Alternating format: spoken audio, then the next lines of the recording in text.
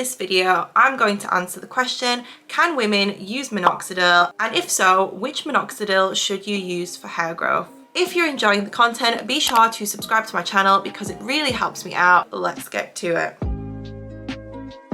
Female hair loss is a lot more common than people think. People don't really realize what female hair loss is just because female hair loss looks completely different to male hair loss. Female hair loss can be characterized by a widening part or a thinning ponytail or recession at the temples, whereas male hair loss tends to look a lot more different. Men tend to go completely bald, or they have larger areas of bald patches on their heads, whereas for women it's a lot more rare that women will go completely bald. Over 50% of women will actually experience some type of hair loss by the time they reach the age of 79, and this could be for a whole number of reasons. This could be due to stress, hormone imbalances, pregnancies, deficiencies, genetics, and so forth. So the question is, can women use minoxidil?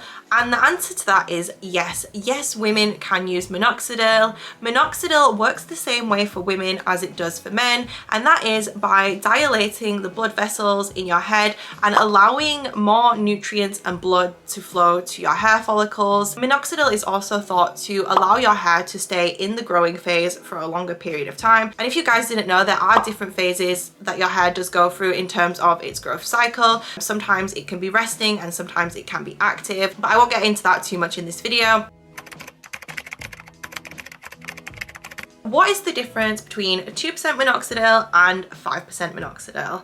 And the answer is the strength of the product itself. As I'm sure you guys will know, 2% minoxidil is usually targeted at women. I believe it's Rogaine that has 2% minoxidil in pink packaging, and they target this as a product for women, and that is why I believe a lot of us have this preconceived idea that women can only use 2% minoxidil and we can't use the 5% just because, well, if there's a specific minoxidil for women, then it might be dangerous if we veer into the 5% minoxidil, especially when male balding can be a lot worse than female balding. I think it creates this very scary idea that women can't use the 5% minoxidil. Yes, you completely can use the 5% minoxidil if you are a woman, and that is the strength of minoxidil that I used when I first started using minoxidil. I just used the 5% Kirkland liquid minoxidil, and if you're deciding between using 2% or 5%, I would honestly say just go for the 5% because it is noted to have more superior results than the 2% liquid minoxidil.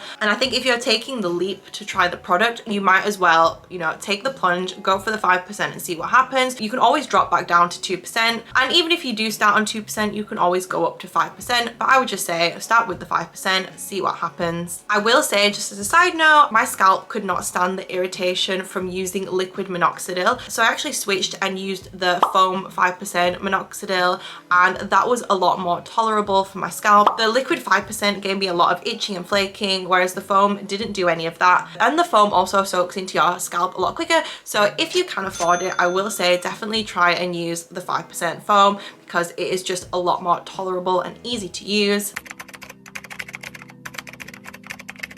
If you're a woman, do you have to use minoxidil forever just like men? And the answer is yes. The outcome is still the same if women also choose to stop using minoxidil. Minoxidil is a lifelong product, and once you stop using it, any results that you see from using the product will then come to an end. Minoxidil is a stimulant, and you need to continue stimulating your hair to grow via using the product. If you do have some type of pattern hair loss, then minoxidil is lifelong. Just keep that in mind before you want to start, because I would hate for you to start, have all these lovely results, and then once you stop, your results can go away and your hair loss can actually look worse sometimes because it will go back to the state that your hair loss would have regressed to if you had never used minoxidil in the first place.